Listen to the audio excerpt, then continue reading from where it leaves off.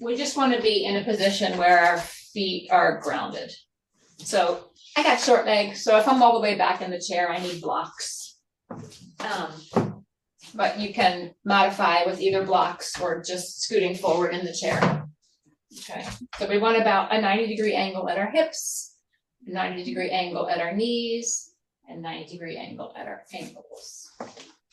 So I'm going to turn back. So we're starting there in a comfortable seated position. And we're going to start by just moving our shoulders, and we're going to connect the breath to the movement, which might feel initially awkward, but we're going to ease into it. So we'll start by bringing our shoulders up and then bring them back and down. Then we're going to connect the breath to that. So we'll inhale up and exhale back and down. Now for now, we're going to breathe in through our nose and a long exhale out through our mouth. And it's okay to be noisy on that exhale. So we'll inhale up, exhale back and down. Again, like that, inhale up, exhale, roll the shoulders back and down. One more noisy one.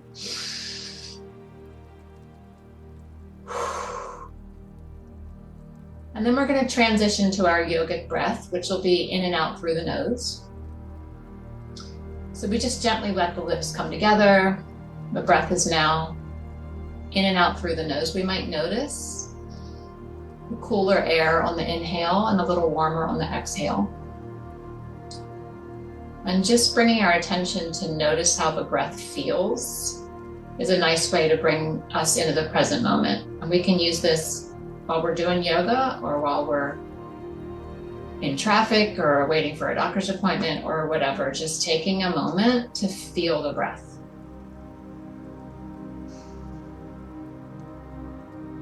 So let's also notice that the tongue is gently resting at the roof of the mouth, the tip of the tongue gently resting behind the front teeth.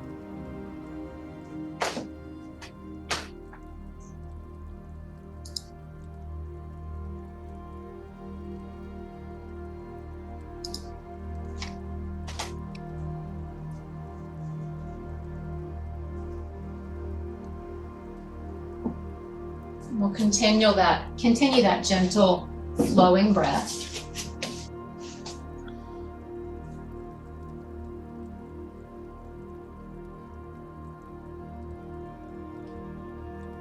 And when we extend the exhale like we're doing, when we lift the tongue to the roof of the mouth, both of those activate the vagus nerve and get us into the parasympathetic nervous system, which is our place to rest, digest, and restore or heal.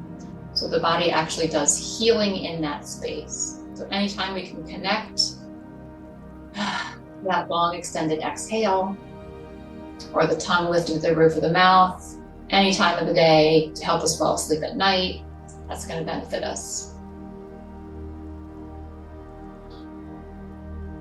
So we'll notice that the crown of the head is lifting away from the tailbone. So in our most comfortable long posture.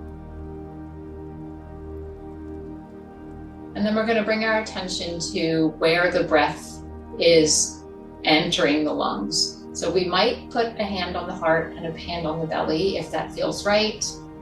Hands can be wherever we want. But what we're going to focus on is kind of bringing the air deep into the lungs. So we're going to feel the belly expand when that happens. So when we drop the diaphragm down, when we're fully expanding the lungs, the belly's probably going to puff out a little bit.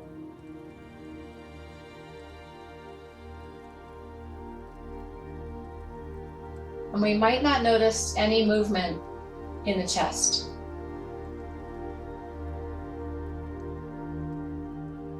And if this feels hard to do sitting, try it again later tonight when you're in bed.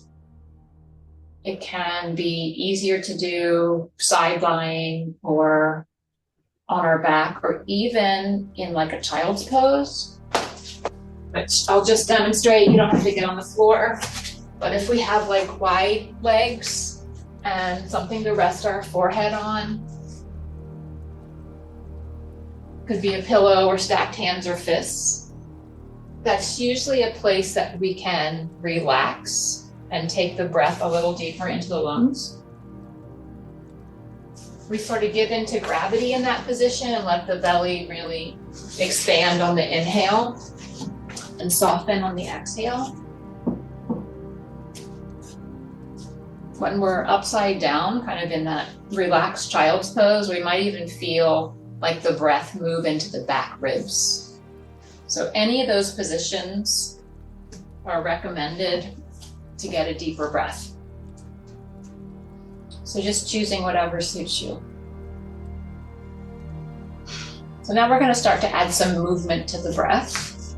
So let's inhale the arms up and exhale the arms down. So we're just working within a range that's comfortable. Always listening to our body. Inhale up. Let's exhale to a goalpost arms. So our shoulders are soft and our elbows are reaching away from each other.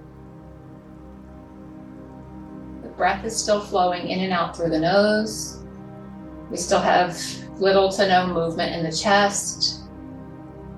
You might feel the belly expand and relax. On the next exhale, we're going to give ourselves a hug. So we might let the shoulder blades pull away from each other. We could drop our chin to the chest. We'll just notice whichever arm is on top because we're going to alternate the top arm. And we'll release that hug. Inhale, arms up again. Exhale, arm to goalpost. Elbows reach away from each other, so we might even feel a little stretch, like at the triceps under the arms. See how it feels to push the heart forward and sort of pinch the shoulder blades together just a bit.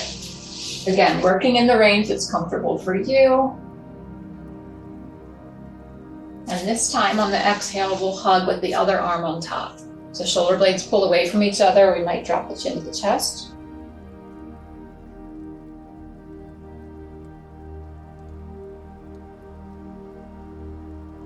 We'll do that 2 more times. So we'll release the hug. Inhale, arms up. Exhale, arms to goalpost, sitting real tall, elbows reaching away from each other. See how it feels to push the heart forward, pinch the shoulder blades together just a bit. And exhale, hug.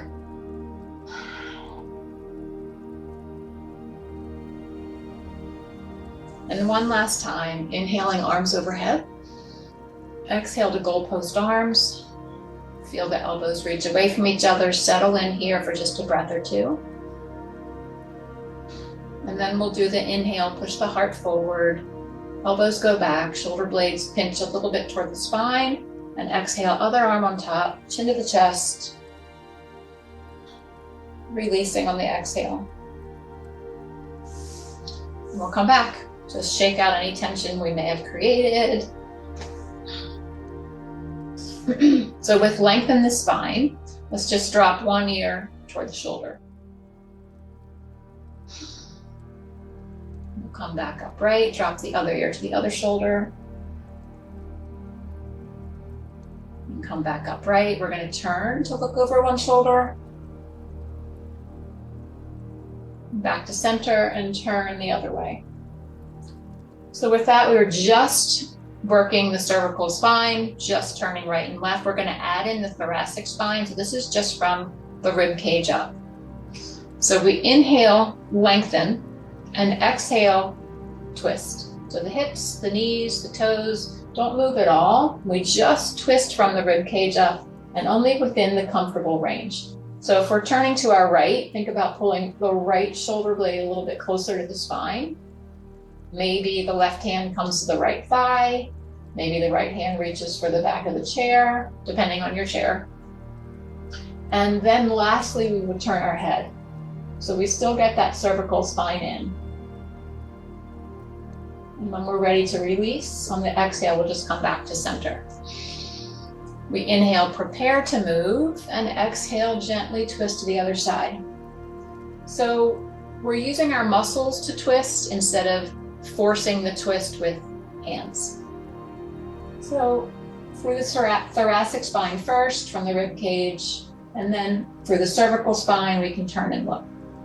We'll just do that one more time to each side. If we want, we can use the arms. So we inhale, arms up. Exhale, gently twist, only within the comfortable range. Linger here for a breath or two. Shoulders are relaxing down away from our ears. And same thing, other side. Maybe we inhale the arms up and exhale, twist. And settle in again here for a breath or two.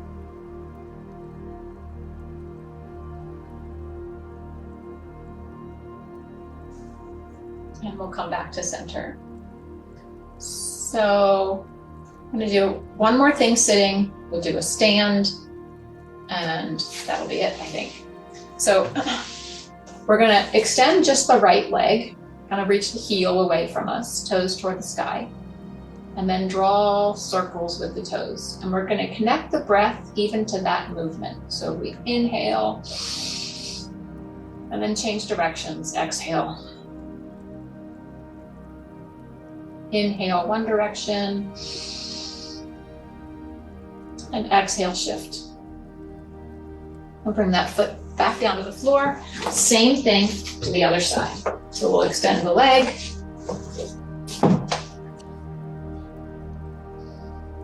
Inhale one direction.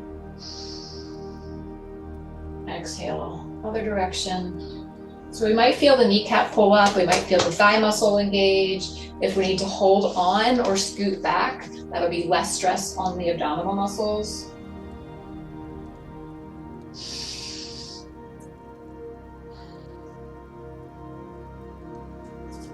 And we'll come back to where we started, nice and comfortable, sitting tall in our chair. And we're gonna work on connecting the pelvic floor to a little bit of breath. So first, just trying to engage those muscles. So as if we're trying to lift them up off the chair. So just a contract and relax. As if like the hammock that's supporting us in our pelvic region, just lifting up and relaxing. So trying to connect the breath to that. See if we can exhale, contract, and inhale, relax. Exhale, contract, and inhale, relax. As we strengthen these muscles, we might be able to hold them for more breaths. Maybe we hold them for 3 breaths and relax. And if we're having trouble identifying the muscles, after you empty your bladder, then see if you could squeeze those muscles up as if you were trying to stop the flow of urine. As we get stronger, we might be able to stop the flow of urine in midstream, but it's not recommended that we use that as a regular practice. We want to fully empty the bladder and then do it. And it can be helpful to attach a new habit to something we do every day anyway. We're going to pee every day, so maybe after we're done peeing, we do like 5 pelvic floor contractions. And again, you can do them quick and connect them with the breath, or try holding them a little longer. So let's just do 2 more.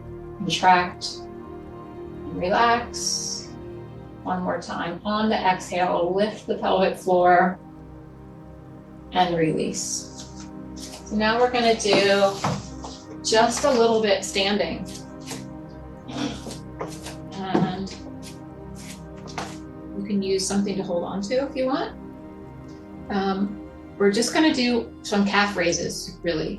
So this is our mountain pose, where our feet are hip width apart, shoulders are back and down, palms are forward, crown to head. Reaching away from the floor. We could wiggle our toes. And let's try this first. We're going to shift our weight forward into the balls of our feet, back into our heels.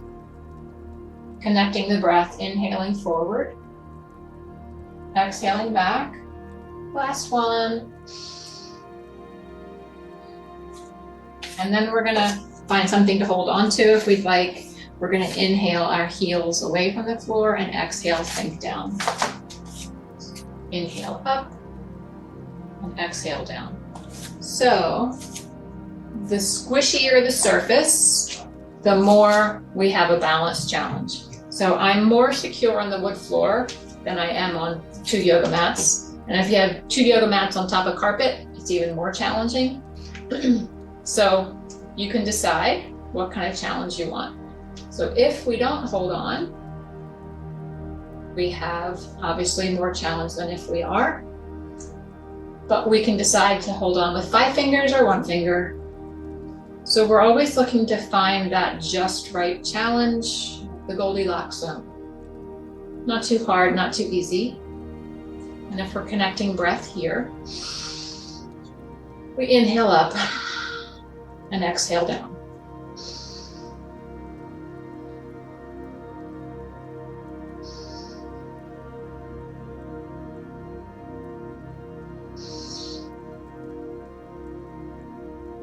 And over time, if that gets easy, we can do the same thing on 1 leg. At one point, I sprained my ankle, and the rehab was to get to 20 calf raises before being allowed to run. That's actually hard. Give it a try at some point eventually. But you will really strengthen your calves, your Achilles tendon, your feet, reduce the risk of ankle injury going forward.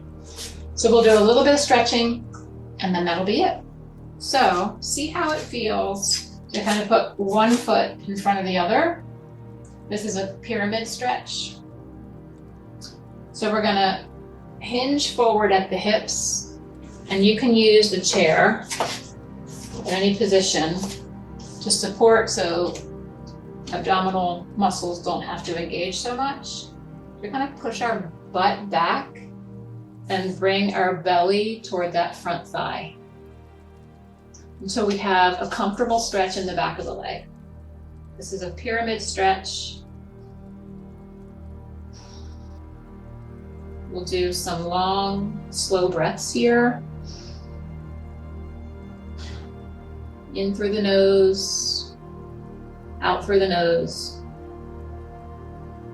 See if we can soften the muscles in the face and the shoulders.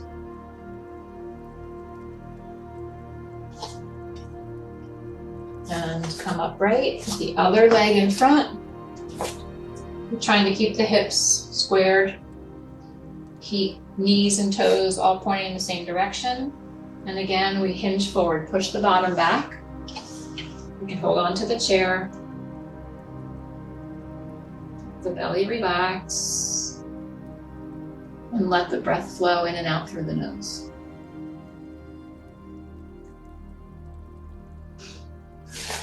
This also can be done sitting in the chair, if that feels better, or 1 leg is extended and you kind of rest on the bent leg.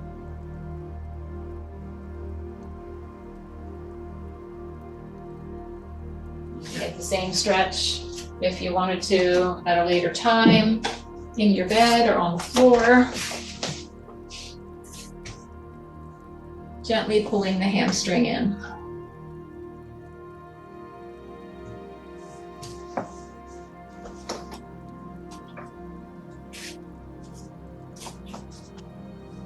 So we're going to get in a comfortable position wherever that is for you.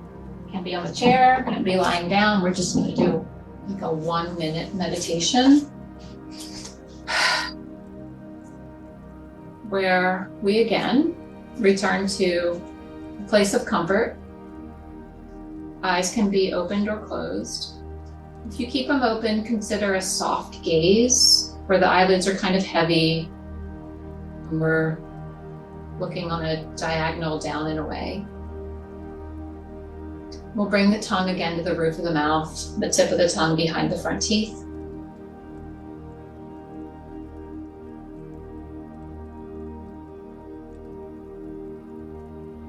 And if we want to use that breath that we started with, where we exhale through the mouth, sometimes that can be helpful to Get that exhale to extend longer than the inhale. Get us into that rest, digest, and heal space.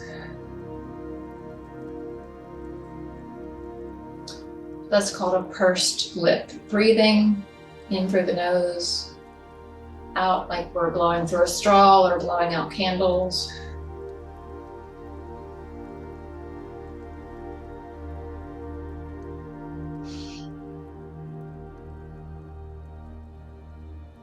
And when you're ready, settling back into that yogic breath in and out through the nose. Still noticing that that exhale is a little longer, maybe even twice as long as the inhale. Tongue at the roof of the mouth, just gently resting there.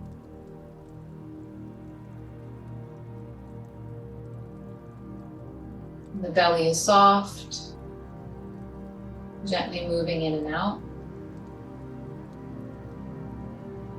With very little movement in the chest.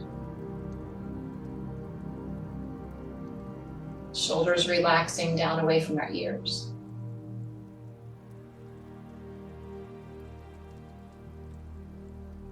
And the air tickling the nostrils, a little cooler on the inhale and warmer on the exhale.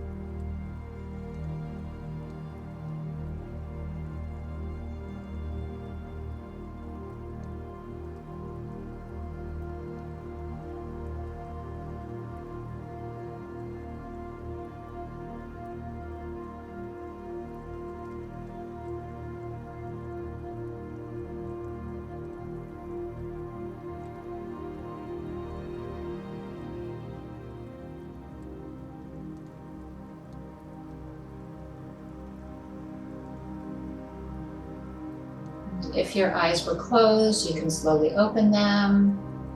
Maybe wiggle the fingers, toes. Maybe roll the shoulders. We'll take a big breath in. Use the arms if you want. And breath out. Hands to the heart. May the light in me honor the light in you. It's been a pleasure working with you. Namaste.